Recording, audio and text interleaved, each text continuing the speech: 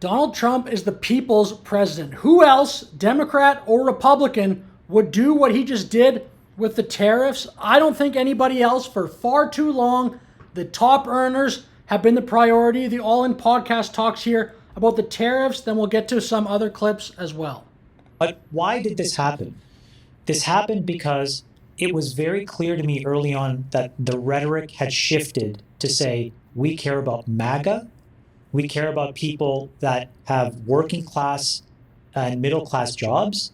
None of those folks are deeply invested in the asset economy the way maybe some of us are. And who else would do that? Donald Trump is a better Democrat than like the best Democrat there is. I'm not saying he's a Democrat, but he is basically what Democrats claim to be for the common worker. Who else would do that? Do you think Donald Trump's rich friends are thrilled about this?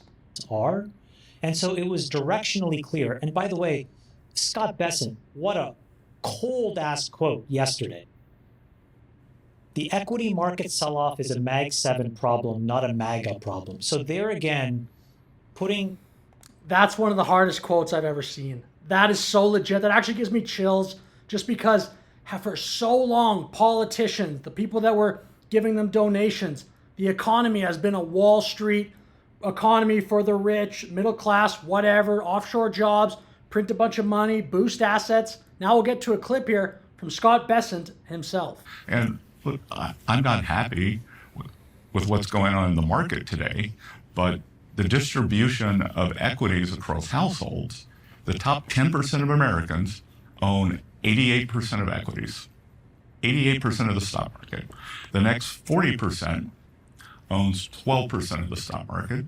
The bottom 50 has debt. They have credit card bills. They rent their homes. They have all. So remember that next time you hear a Democrat whining about the stock market, it's better if it goes up, but when the stock market goes down, it's rich people most affected. That's no way to measure the economy. Auto loans, and we've got to give them some relief. That I was struck by the statistic from last year. That's the message right there. Just as a bystander, I'm like, wow, okay. All right, or that I like the examples, and I was really struck by two different statistics last year. Summer of 2024, Americans took more European vacations than they had in history. Summer of 2024, more Americans were using food banks than they ever have in history. I went into two food banks. Look again, Donald Trump is the people's president. Who else would do this? The Democrats, they're all talk, all talk. If you got in there, you know what they would have done. They would have kept the money printing going. Let's not touch anything. Let's just keep this thing humming along. Even with that poly market bet that I made, which is the Trump administration does not care about the stock market.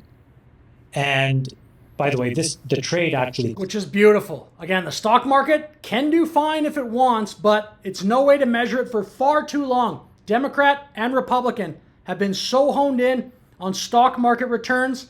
While there's been so much debt accumulated in the economy, all the benefits have trickled to asset holders, aka people that own equities, people that own things. This woman here, Batya Ungar-Sargon, has, I think, a pretty articulate take on these tariffs.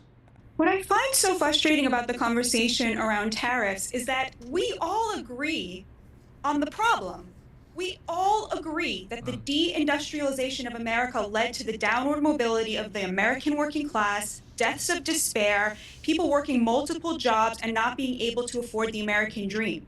We all agree that it is deeply unfair for the American middle class to be bearing the burden of unfair tariffs from other countries.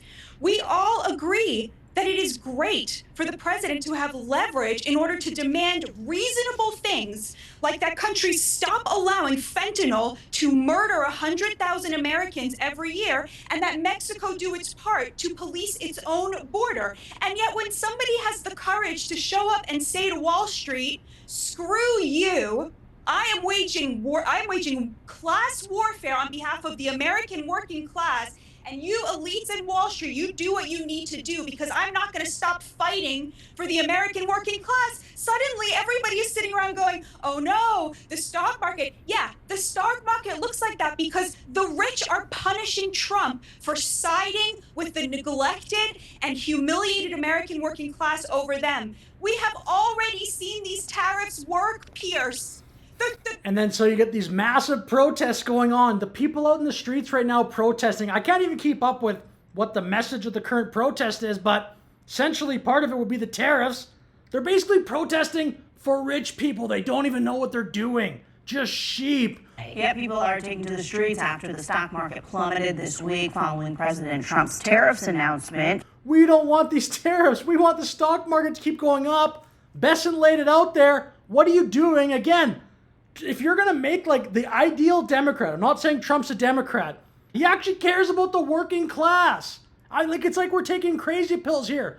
Why are all these people so concerned about the stock market going down? Whatever. Long term, it'll go back up anyway, but a better measure is how's the median worker doing. By the way, not everybody likes the tariffs. Even many on the right don't like the tariffs. Ben Shapiro has been critical of the tariffs. Here he's talking about a related thing, but I think it's relevant to how he sees this. People who feel that they can't get rich, who can't get to the middle class. Does anybody here have a suggestion for that? I mean, I do. I actually do have a suggestion, and it's actually shockingly easy.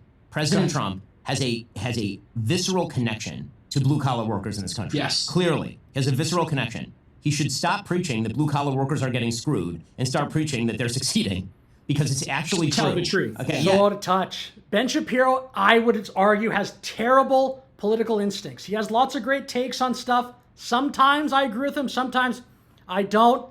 Terrible political instincts. Yes. I mean, I think that the fib, the politicians always make bank on, is the idea that, for example, the middle class in America is completely dissolved. That is not statistically true. The middle class has turned into the upper middle class. Okay, and actually, all Americans, I say this on my show all the time, people have this, again, this sort of rosy-eyed view of the 1950s, which, again, was a historical outlier because the rest of the world didn't exist, it had been destroyed. He must think the middle class is like the top 30% of people only, and just disregarding the bottom 70.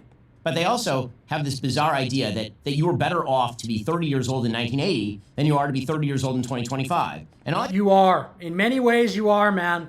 I can say is in 1980, the only dude with a cell phone was Gordon Gekko, and it was a shoebox, and he was holding it to his head. Okay, The reality is that everything in your life is better in 2025 on a material economic level than it was in 1980. And This is not true at all. In 1980, it was way easier for the average person to afford a home. Homes in 1980 are about double adjusted for inflation.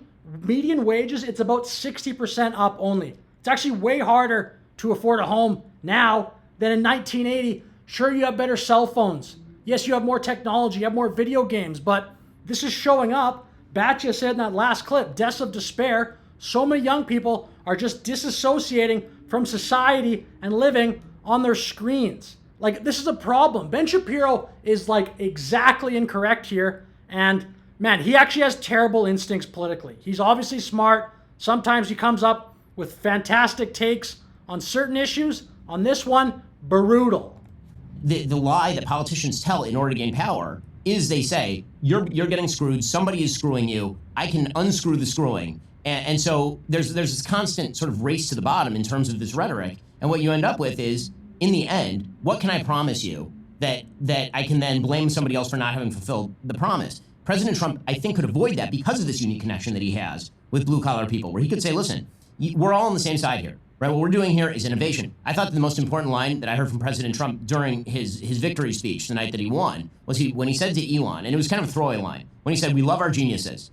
Right, he said, we love our geniuses. And I thought, yes, that's the thing we need. Celebrate we love our billionaires, geniuses. celebrate success, Celebrate entrepreneurship. And this could be you. And we're going to have hiring programs, as Mark Andreessen has talked about. We need to have hiring programs that are specifically designed to find the best people, not just abroad. I actually agree with it. It's just that's like the old school Republican, everyone's going to eventually be rich. Dude, not everyone's going to eventually like open a business, be an entrepreneur. Everyone, it's great to want to do that, but you have to have a society that the average worker can afford life. So yes, I agree you should celebrate Elon, you should celebrate geniuses, but that's like the old school, like early 2000s Republican vision of kind of Mitt Romney, just everyone's going to eventually be this successful entrepreneur. Entrepreneurship should be celebrated, but the average dude and the average woman, like growing up, when I was a kid, someone's parent could be a mailman, the mom could be a secretary. You wouldn't even know. They're in the same school, driving a similar car. You wouldn't even know. And then their friend could be, like their dad could be a doctor, mom lawyer. That's not true anymore. There's such a difference between those two lifestyles now, and that's like the problem. It can't be like this. You need a social fabric in the middle. You can't just cater it to top 10 to 20 to 30%, whatever you want to put the number at. But anyway, with that said, Trump, the people's president, who else would do this? I'm excited. We'll see what happens moving forward. I mean, all things equal, I want the stock market to go up. I want equities to go up.